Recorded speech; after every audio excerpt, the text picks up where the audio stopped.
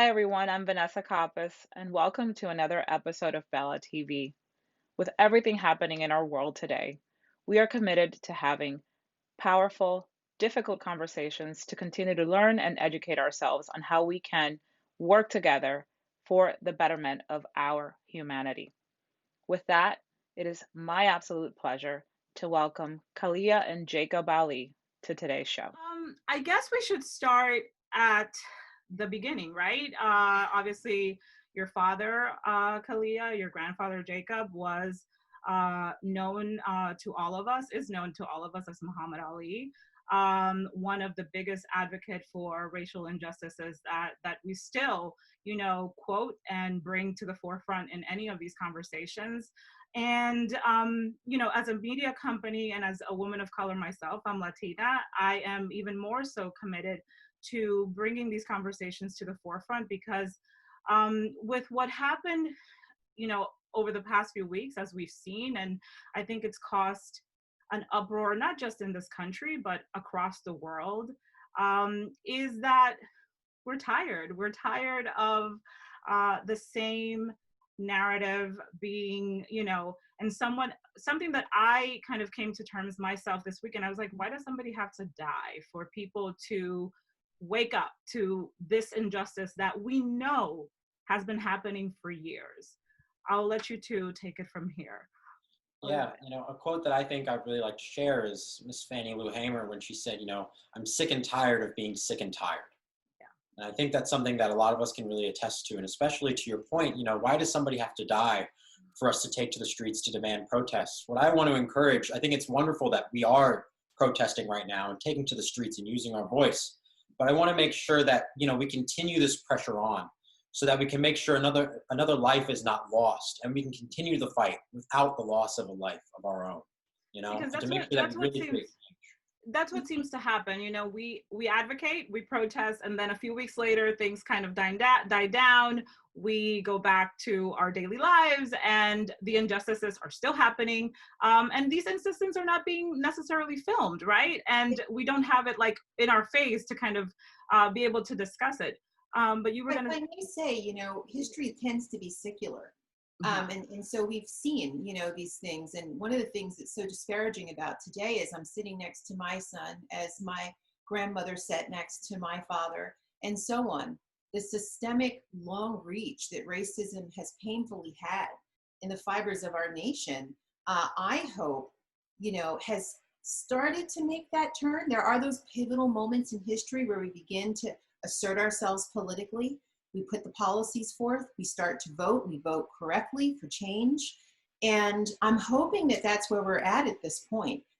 As a woman and as a mother, the greatest gift for me personally that I ever have been bestowed is this man sitting next to me. How proud are you? For sure. I mean, it's such, it's so I knew to so. stop at one, because if I had another child, it would not be so good. It is so put in one spot. Tell me about it. I have two. Oh, okay. I have two little ones, so. So we're rolling the dice at this point. Exactly. No, but I mean, obviously, we all know a little bit about your father's legacy, and something that I really want to point out, because I think, there have been so many people taking issues with many things since the George Floyd incident, that it's not just about police brutality, that is not just about racism, it's not just about injustices to men and women, it's just injustices, I believe, in general. I think that the conversation has just kind of, George Floyd's name has kind of just uprooted this feeling of I guess I don't want to say defenselessness, but now people are voicing, those things that were either they were feeling, they were thinking. But for your father and your grandfather, Jacob, it was actually a police officer that got him started into his boxing career. Can you tell us a little bit about that? Sure, and to clarify, a white police officer. So, yeah. Yeah. So when my grandfather was little, he had his red bike and he loved his bike and riding around town until one day someone stole it. And my grandfather was found on the side of the road as a little boy, you know, very discouraged, very upset by the whole thing. And a white police officer approached him. He asked what happened. My grandfather told him, he said, I want to whoop the guy that took my bike. And the officer told him, you know, if you want to protect the things that are important to you, you need to learn to fight for it. And that police officer was the head of the police athletic league. He was a boxing coach, and he took my grandfather in and he trained him and kept him under his wing for about 6 years. And it was that interaction with that police officer that began my grandfather's entire career. And I think what's really important to say about that story is I think it's a statement of what this nation must aspire to. It's a statement of what this nation must become, you know, and anything less is unacceptable. That's what policing and the police relationship with people in this nation needs to be. Our stepmother, Lonnie Ali, and the Ali Center have coined that moment the red bike moment, and urges people to find their own red bike moment. You know, when you come to that point in the road where you pivot toward hopefully success, empowerment, and connecting to your higher sense and source of self. I love that story so much. And just because I'm a former teacher before this whole magazine life started. I taught for 14 years. And one of the first jobs that I took when I moved to this country was actually at a PAL in Staten Island, New York. And I worked there for 2 years. So I understand the importance of the organization, and I understand what it does for, you know, underprivileged children in communities. And I wasn't even, you know, we talk about being woke, right? I wasn't woke at that moment. And I'm talking about 10 years ago, about the, you know, the disparities that were in my own little neighborhood, right? I didn't realize that 3 streets down, this charter school existed, and that I could, by just volunteering my time or being a part of this organization, could actually help be an agent of change right in my own neighborhood. Which, to your point, Jacob, I feel like the advocacy that you are in, that a lot of people are in, is like, you know, it starts with each of us as individuals first. It starts in our home, and then it kind of, you know, continues to scale from there. One of my father's shortest poems was Me, We. He actually composed it at Jacob's now college, Harvard University. And wow. It doesn't take much. You know, the simplicity and the power in those words are also real. And what we're also learning right now, I feel, is that we are so deeply connected. You know, the virus has taught us this. This recent movement has taught us this. No, these are 2 things that have been almost impossible for us to escape. And you know, in essence, the virus has also supplied an atmosphere, I think, uniquely so that people are able to sit and listen. There's no sports to watch.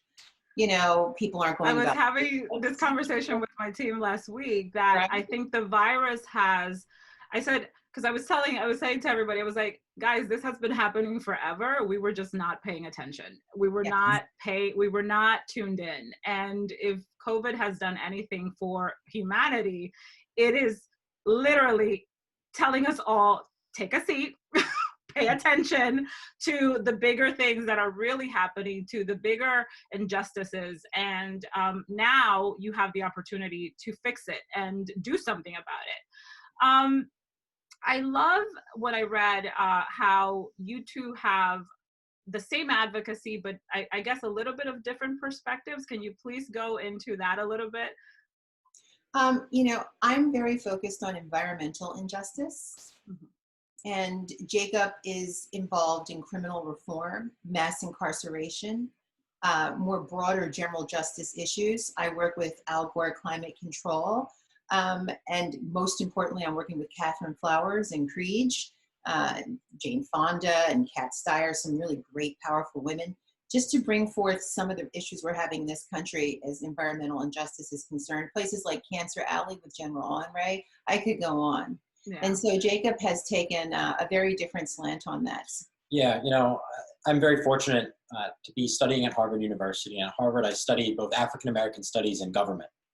And after I graduate, I intend to go to law school and kind of take up a route very similar to like Bryan Stevenson or Thurgood Marshall in the past, and fight for civil rights and use the law as a way to enact the kind of change that I think we need to see, because a lot of the change in this country is structural. We talk a lot about the structural systemic racism, and we need to fight the law and change the law in order to erase those systems. And you hear a different sound in our voices. You know, you hear the passion and the urgency in my son's voice, because this is his future. This is his world, not really mine anymore. And I think my voice is much more reflective of a tone that is supportive, that is humbled, and that is steadfast and supportive. My God, that is so incredibly powerful. Go ahead, Jen. I was going to say, to your point, to both of you, I was actually listening this morning to the news, and they said that Generation Z is the most culturally diverse generation in history. And I think that's why so many young people are so mobilized and so vocal about what's going on right now. So I think that's great. And Jacob, if you want to touch on that a little bit, maybe just your feeling. Sure, yeah. I think that every generation, at least you'd hope, is a bit more progressive, a bit more in touch with social issues than those that preceded it. When you look at, I think our generation has taken a huge stance against racial injustice, and has taken and shown a lot of support for, LGBTQ communities, and other such issues. I think that, it's up to my generation now. I think my generation feels that's up to us now to take a stand and to lead the way in terms of the fight, because, as we continue to get older, it's becoming our world. And we want to make our world, a place that we want to inhabit and a place that we want to bring our children into in the future. And, his first president technically was Barack Obama. Yeah. I wasn't raised or born into that.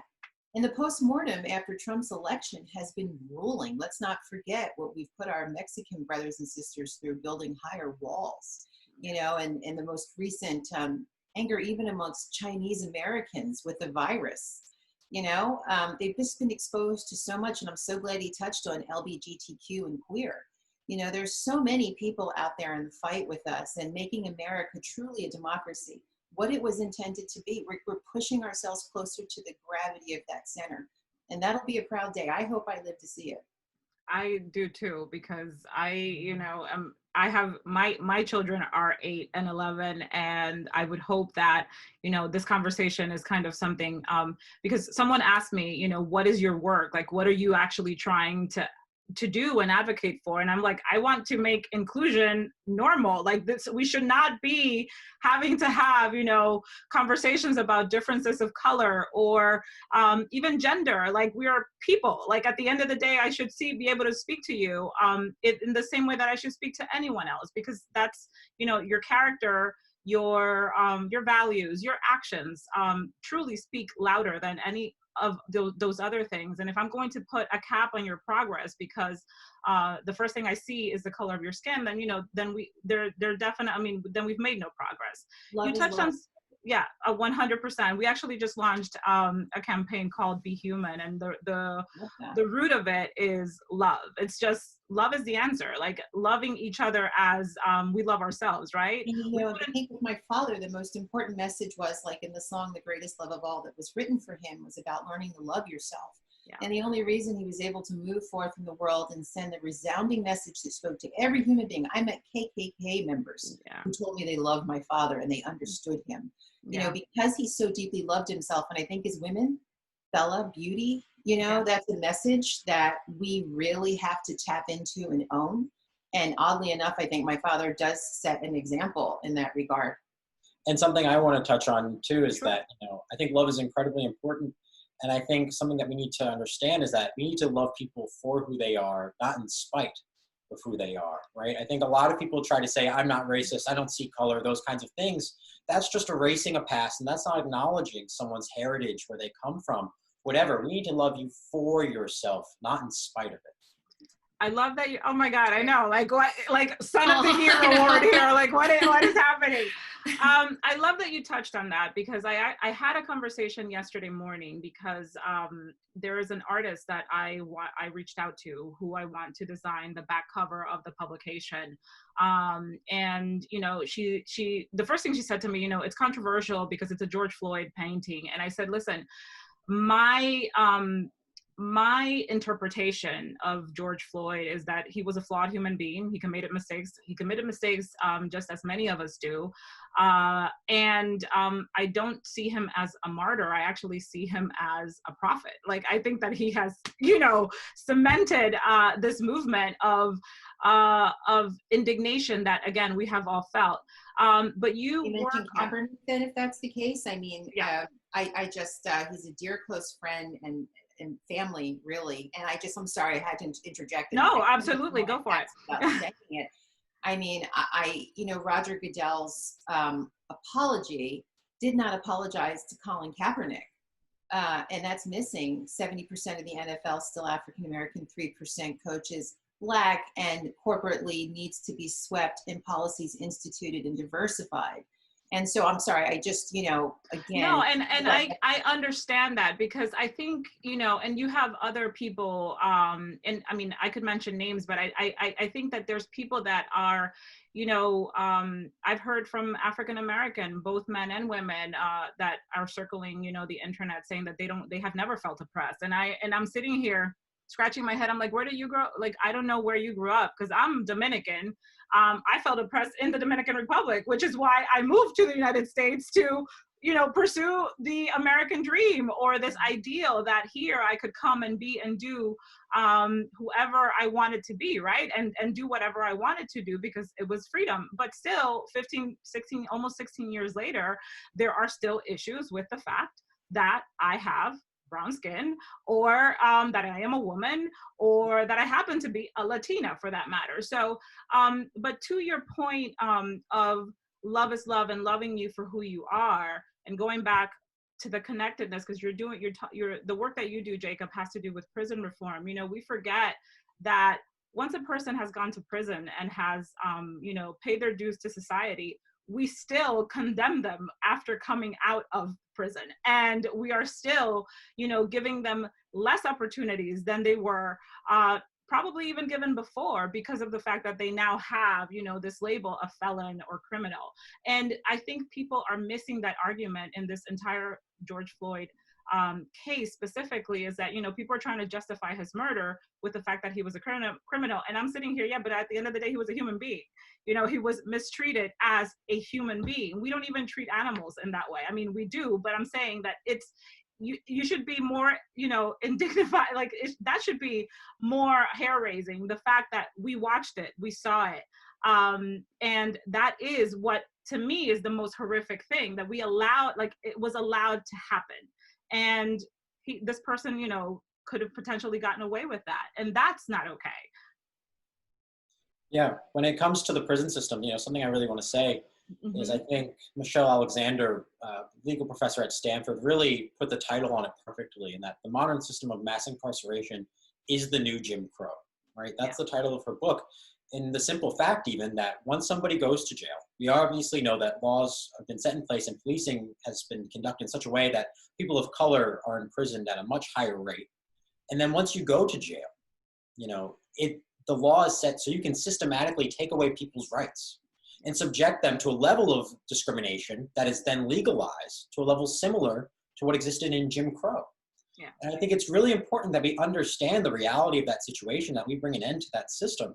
Brian Stevenson said, to paraphrase, he said, I don't believe anybody is as bad as their worst action.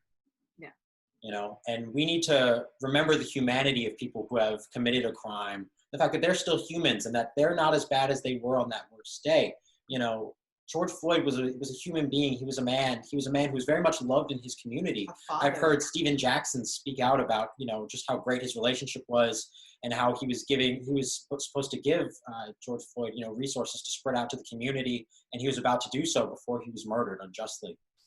And I think it's really important that we remember the humanity of our people when they are being killed by police officers.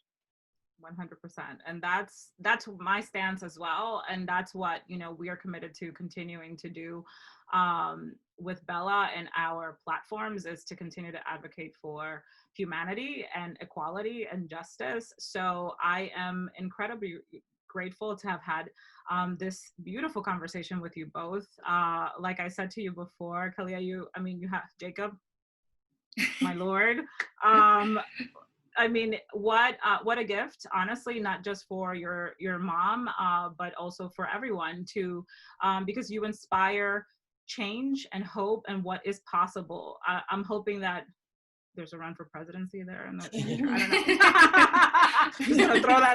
Just gonna throw that out there. But before we wrap up, what would be one thing you could say to anyone who is watching this, you know, how can they, because here's what I have found too, in just, you know, private conversations with friends, with family members, no one wants to be labeled, you know, that they have white, like even my white friends don't want to be labeled as, oh my God, because now I'm white, now I'm going to be considered XYZ, or even me as a Latina, I find myself, you know, challenged sometimes with, you know, getting behind, not that I'm challenged getting behind the movement, is getting other people to understand I'm on your side. I want to help. I'm trying to also be a part of change.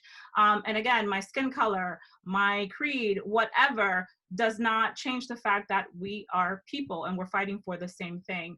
What would be, you know, a piece of advice to take a first step in that agency that they could do? I saw someone holding up a sign that said, I understand that I'll never understand, but I stand with you. Yeah. And I think that sums it up. It's an act of surrender and humility again, and saying, I'm not going to get this, but I'm going to acknowledge it. And of course, put it into action, put it forth. And then my final word would be really simple. Please go vote. Vote, vote, vote. Vote. Jacob, for you? I think something that's really important to understand is that we try to frame things like police brutality, mass incarceration, racial injustice as a Black problem, right? But I think it's wrong to phrase it that way, because that implies that Black people are the problem, right? This is a horror inflicted upon Black people. It's something that's inflicted upon Black Americans. The problem is on the oppressor, not the oppressed. And I think it's really important that we understand that, because it's a statement of what really needs to change. Black people have always stood up for their rights and for justice and for what needs to happen in this country. But it's time for white America, too, to address the chains of racial hatred and discrimination that I think still bind many of them. And even if you're not racist, to understand that you're part of a much larger community, you're part of a white community, and that you need to use your voice and to act and to speak up. You owe it to yourself, and you owe it to your community, and you owe it to this country to make that change, because that kind of injustice and that kind of hatred cannot exist any longer.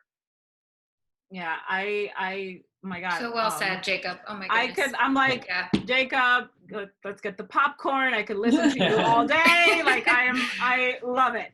I heard someone this weekend, and I believe it was probably Van Jones. I was watching the Khalif Bauer you know, series on Netflix, and I think he said, and I believe, to paraphrase him, he said, there are bigger things in the world than my personal comfort. And I think that that's where we are missing the mark, is that we're more concerned with, you know, my immediate circle or myself, where, you know, we are part of this bigger fiber. Again, we've said it many times, you know, called humanity. And that's what we really need to advocate for. I am so grateful for both of you to come on today and talk to us so passionately and so and from the heart, because it's all love, I think what we're all trying to put out there. And where can people learn more about your efforts, Jacob, and you, Khaliah? Where can people find you, if you would like to share? We're both on Instagram. My handle's my name. Good luck spelling it. And my Instagram handle is @JAliWerth, Worth, WERTH. Amazing. Thank you both so much for your time. I really appreciate it.